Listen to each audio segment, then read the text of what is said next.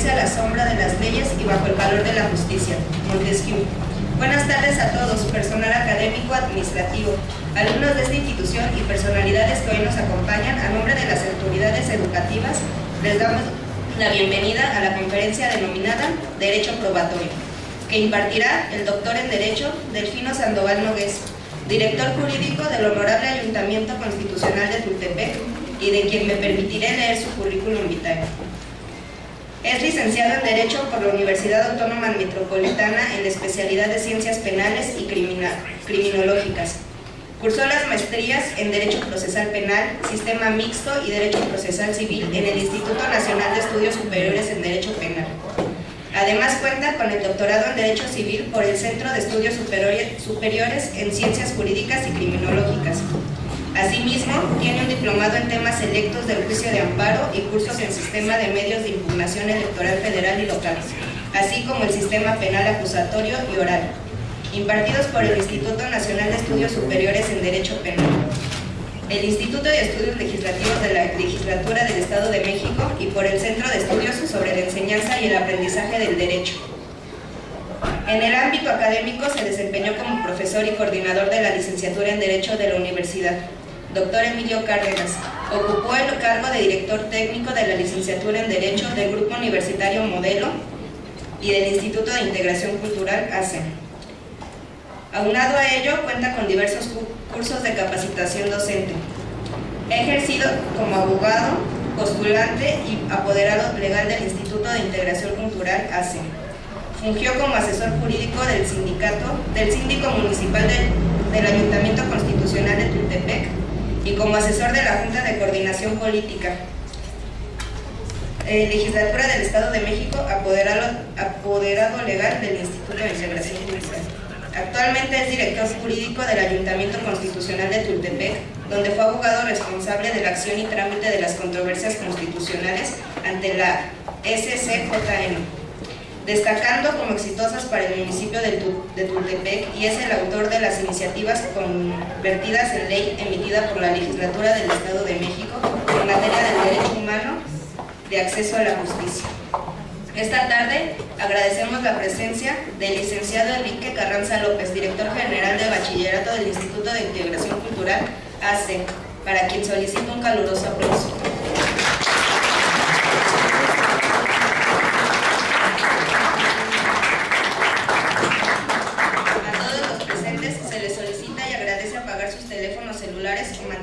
Mantenerlos en modo silencioso durante el desarrollo del evento.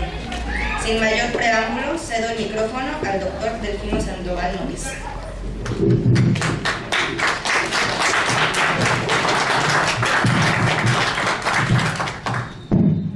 Espero que me puedan escuchar sin usar el micrófono. Esta no es chico y espero que se pueda. Primero quiero agradecer la invitación que me hizo la institución a través de su directora técnica de la carrera de licenciado en Derecho. Muchas gracias, hija de mi hija, porque yo la conocí desde hace muchos años. Ahora ya es licenciada,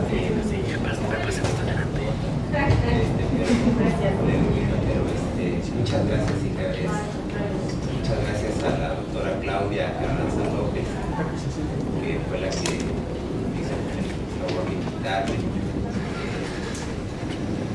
Recuerdo esta institución con mucho cariño, con mucho gusto. Yo trabajé aquí aproximadamente 3 años, algo así, como director de la carrera. Aprendí mucho, la verdad. Ser docente es un trabajo que me gusta mucho, que siempre lo he realizado, excepto los últimos años en que el trabajo público me ha absorbido, me he dedicado más al trabajo público en el sector del gobierno, pero el trabajo de académico me encanta, me gusta mucho. Pero sí, desde que terminé la carrera, allá, no les digo, pero hace como 30 años de eso. No quieran creerlo, también era joven con ustedes. Me gusta mucho ese trabajo. Quiero aclarar, porque las leyes son claras en ese sentido, que aún no tengo el doctorado, tengo el certificado total de estudios del plan de estudios de doctorado. Actualmente curso un postdoctorado con la finalidad de obtener el grado de doctor. Estoy en el último módulo precisamente del postdoctorado, en la presentación de un trabajo final, y espero tener la oportunidad que la escuela me dé, porque es un requisito de exigencia, de que mi trabajo terminal de doctorado lo exponga al menos en 3 universidades, y yo espero que aquí es un tema inédito que se llama prescripción liberatoria de derechos y obligaciones que se consignan en una sentencia que ha causado ejecutoria. Casi siempre la teoría y la doctrina que existen de la prescripción extintiva, liberatoria o negativa, como se le llame, y de la prescripción positiva o executoria, como también se llama, normalmente está referida a las relaciones jurídicas preexistentes a una sentencia o convenio judicial que ha sido elevado a la categoría de sentencia ejecutorial. Entonces yo hablo de una prescripción de derechos que se consignan en una sentencia, pero eso ya en su momento ojalá que me den la oportunidad de también exponérselos. Es algo bonito, a mí me gusta mucho, tengo mucho tiempo trabajando con ese tema desde la maestría en Derecho Procesal Civil, después con el doctorado y ahora con el postdoctorado, así que es un tema que he estado trabajando mucho. Entonces, como la ley penal en el Estado dice que nadie puede ostentar un grado si no lo tiene, porque eso es un delito, entonces les digo que únicamente tengo el grado de maestro. Entonces, aunque tengo terminado los estudios de doctorado, pues mientras no tenga el grado, no me puedo autodenominar que tengo un doctorado. Para que quede claro en eso. Y pues comenzamos.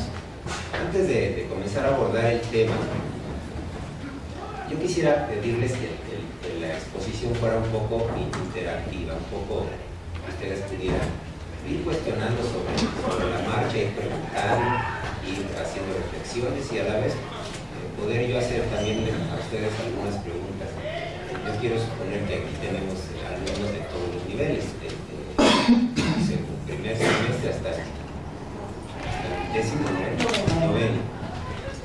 Ojalá que los más jóvenes puedan lograr entenderme, que yo me logre hacer entender.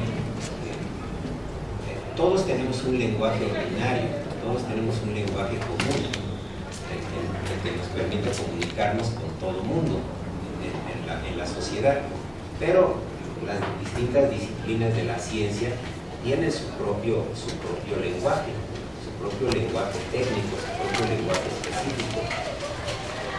Cuando uno es estudiante en la escuela, a veces le exigimos a los profesores que nos expliquen casi queremos que nos expliquen en nuestro nivel, que así el profe trata de hacerse entender en el lenguaje que tienen ahí, pero se trata de que se vaya entendiendo que cada disciplina tiene un lenguaje propio, que se va construyendo poco a poco con conceptos y definiciones que van ubicando el tema de la materia, y así los abogados tendrán su idioma, tendrán su lenguaje propio de los abogados, los psicólogos de la psicología, los médicos de la medicina, y cada quien tiene su lenguaje propio independiente del lenguaje común que todos tenemos. Así es de que los que estudiamos un objeto de conocimiento, y cuando estudiamos un objeto de conocimiento nos involucramos en una ciencia, entonces tenemos que ir comprendiendo nuestro lenguaje. A lo mejor los jóvenes de más avanzado les va a ser un poco más sencillo de entender, pero trataré de hacerme entender también para los más jóvenes. Yo personalmente trato de ver al derecho como algo más sencillo, como algo que no está tan lejos de nosotros, que todos somos como somos y nos comportamos de determinada manera porque hay un orden jurídico que nos lo permite, que nos lo faculta. No nos comportamos así como que nos pusieron allí en la sociedad y luego seguimos comportamientos imitados, sino que existe una serie de reglas en la sociedad que llamamos derecho, que conduce nuestro comportamiento. Entonces trato de que el derecho se vea más cercano y más cercano a nosotros para comprender las cosas. Y no es tan difícil. Bueno, decía que antes de abordar el tema específico voy a hacer una pequeña introducción, de hablar un poco de ciencia. Dice, ¿qué hace la ciencia? La ciencia describe y explica su objeto de conocimiento. Describe y explica su objeto de conocimiento, es decir, señala cómo es su objeto de conocimiento. Y cada ciencia tiene su objeto de conocimiento. La ciencia jurídica tiene su objeto de conocimiento. ¿Cuál es su objeto de conocimiento de la ciencia jurídica? El derecho. El derecho es el objeto de conocimiento de la ciencia jurídica. ¿Qué ha hecho la ciencia jurídica? Pues describir y explicar al derecho. Cuando alguien describe algo, cuando alguien describe su objeto de conocimiento, dice cómo es mi objeto de conocimiento. El derecho es algo que sabemos que existe porque lo vemos codificado, en una serie de códigos, de leyes, de reglamentos, y ahí lo vemos codificado. Nosotros tenemos un sistema jurídico que se llama de derecho escrito o romano canónico. Tenemos la tradición jurídica del derecho escrito. Entonces nosotros identificamos más fácil dónde está el derecho al encontrarlo en su codificación, y ahí encontramos al derecho. Pero no es fácil comprender al derecho como objeto. Cuando hablamos de objeto pareciera que fuera una cosa. Por ejemplo, el médico, el de medicina humana, dice: yo estudio, su objeto es más fácil de identificarlo, porque hasta lo puede ver, tocar y palpar. Pero el objeto de nosotros no lo podemos palpar, ni ver, no lo podemos tocar.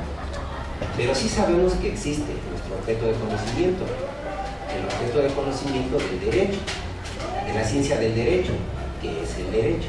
Y entonces la ciencia del derecho se ha inventado una regla para describir cómo es el derecho, para describir cómo es el derecho, una regla de derecho. Una regla de derecho que sirve para explicar.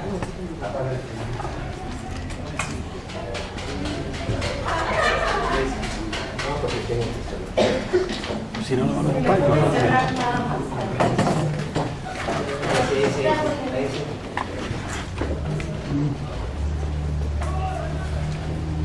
¿Sí conocen esta regla de derecho?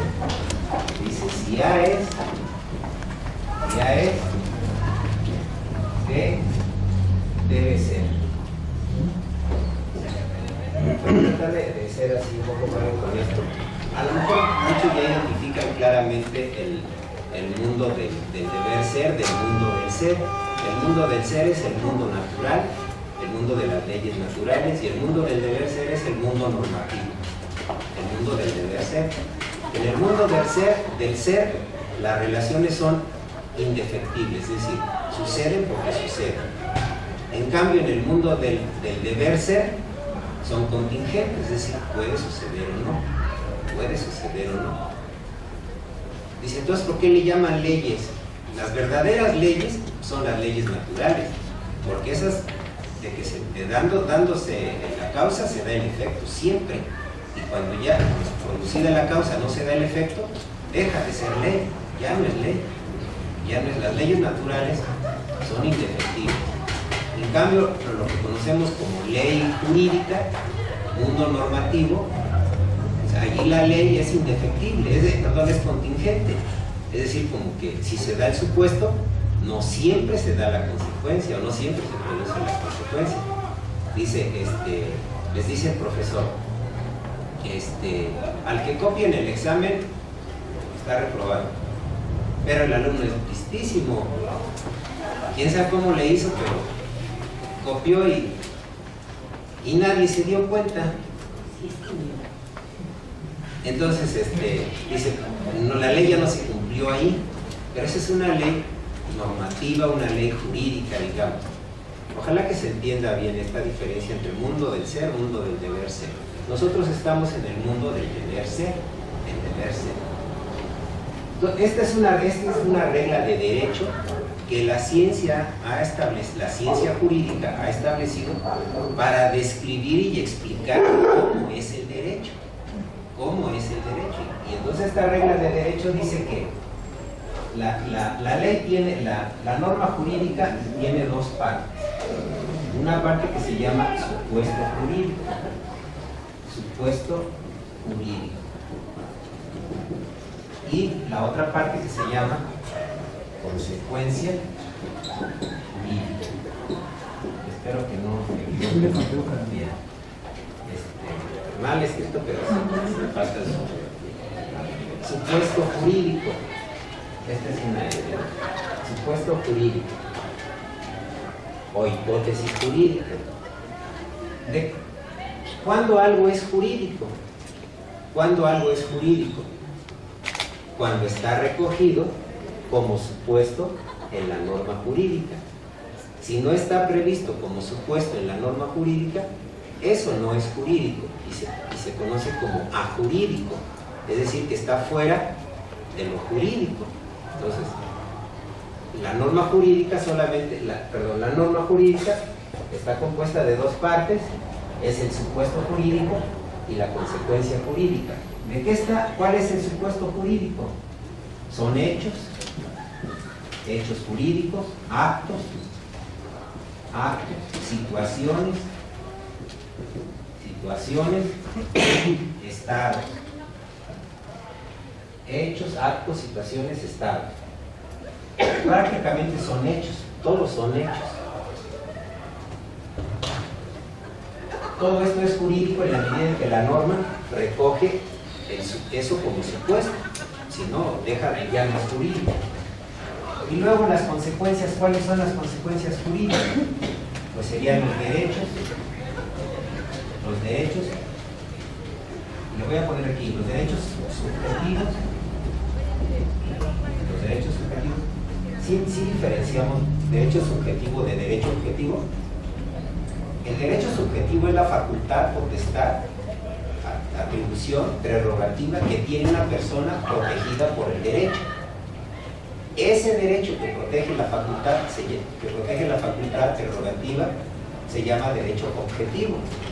Digamos que el derecho objetivo es la norma. El derecho objetivo es la norma jurídica que tutela y protege derechos. Esos derechos son los derechos subjetivos. Ya un poco más, no sé, de derecho civil decimos derechos reales, derechos personales. Bueno, derechos, obligaciones, sanciones. Las sanciones ya sabemos que pueden ser penales, pueden ser civiles, pueden ser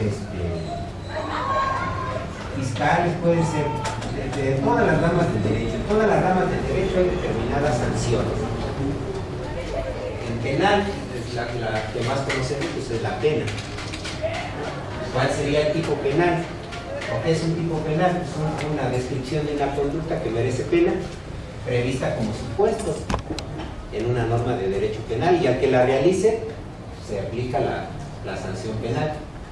O, por ejemplo, si alguien celebra un contrato con un menor de edad, ustedes que ya son mayores de edad, ven que un niño que es dueño de un terrenote grandote, dicen, te lo compro y te pago 1,000 pesos. Y dicen, no, pues ahí hay lesión y ya hay un vicio de la voluntad, y entonces la sanción civil sería la nulidad de ese acto jurídico. La nulidad sería una sanción. ¿Sí me explico? Bueno, esto es importante conocer. Supuesto o hipótesis, consecuencia jurídica. Hechos. Es muy importante porque veremos que en el derecho, que en materia de derecho probatorio, lo que se prueba son los hechos. Si yo reclamo un derecho tengo que demostrar que estoy colocado en el supuesto, que se han realizado los hechos previstos como supuesto jurídico. Si no, no puedo reclamar el derecho. Si mi suegra me demanda pensión alimenticia porque me casé con su hija, yo le voy a decir, la quiero mucho, suegra, pero ¿qué cree? Usted no está colocada en ningún supuesto jurídico que me obligue a mí o que le dé derecho a usted de reclamar mi pensión alimenticia. Entonces, para exigir un derecho, necesito demostrar que estoy colocado en el supuesto jurídico. Es decir, que se han realizado los hechos o que estoy en tal situación o estado o he realizado determinado acto que constituye el supuesto normativo de ese derecho o obligación que se me exige. ¿Sí me explico? O si un derecho real, por ejemplo. ¿Sí saben los derechos reales? Los derechos reales son las facultades que tiene la persona de poder usar, gozar y disponer de una cosa con exclusión de los demás. El ejemplo más clásico del derecho real es de la propiedad. Existen otros como la servidumbre, como el uso, la habitación, ahí hay otros derechos reales. Son facultades que solamente puedo ejercer yo, usar, gozar y disponer con exclusión de los demás. Eso es un derecho real. Y el derecho personal es la facultad que tiene alguien que se llama acreedor de poder exigir a otro que se llama deudor la prestación de una conducta que puede consistir en dar, hacer o no hacer. Bueno, pues si yo exijo un derecho real o personal, primero tengo que demostrar que estoy colocado en el supuesto normativo. Tengo que demostrar. ¿Cómo se demuestra un hecho? Con pruebas. Con pruebas. ¿Estamos de acuerdo? Con prueba. Bueno, ¿dónde se usa la prueba? La prueba se usa en el proceso. Se usa en el proceso. Quiero que pases a la número. ¿Ya lo podemos borrar? ¿Sí, verdad? ¿Esto ya quedó? ¿Quedó claro lo que es supuesto y consecuencia jurídica? La regla de derecho. ¿Quién inventó esta regla de derecho? La ciencia jurídica, la ciencia del derecho, dice que así es el derecho. Y sí, así es el derecho, ¿no? Así es el derecho. ¿O alguien le ha encontrado otra descripción al derecho? Dice, no es cierto, nos está engañando, tiene otra forma. No, yo no me he encontrado esa. Y si vemos al derecho con esa regla, pues fácilmente comprendemos a nuestro objeto de conocimiento. Ahora nomás hay que estudiarlo, hay que verlo, pero así está supuesto y consecuencias. Eso prevé las normas jurídicas, supuestos y consecuencias. ¿De acuerdo? Bueno, ustedes vean, les voy a dejar las láminas. Quiero decirles que esta es espero no sea una teoría que explique el derecho probatorio en general. Sirve para cualquier materia que lleve, de cualquier área de conocimiento del derecho.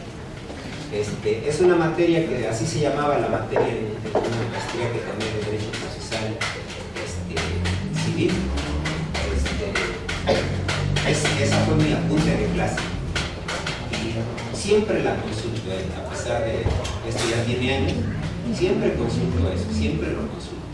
Nunca dejo de consultar. El maestro que me dio clases en aquel tiempo, ahora doctor en Derecho, es un juez en el Estado de México, que se llama Vicente, espero que lo conozca, Vicente González. Muy bueno y además muy joven. Pero me quedó muy bien su clase, pienso que me quedó muy bien, entonces ahora la traigo para exponer. Vamos a encontrar al proceso hasta por acá.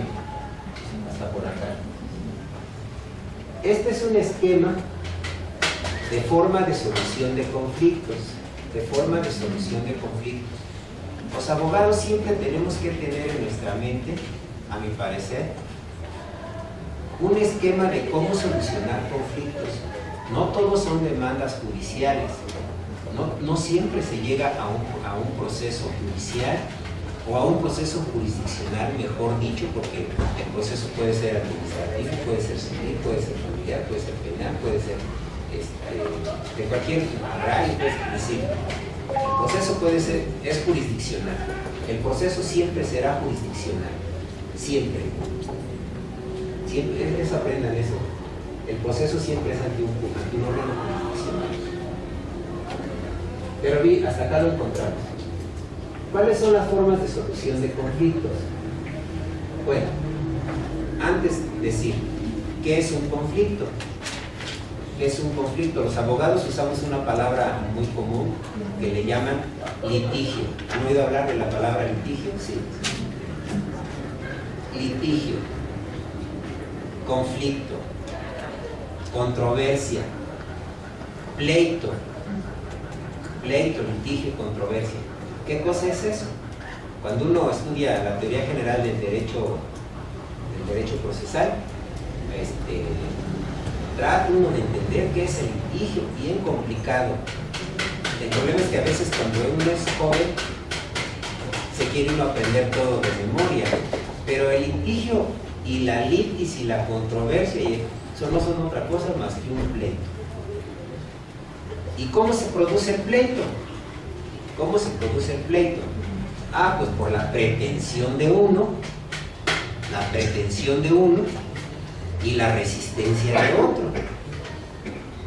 Ya les di una clase importante.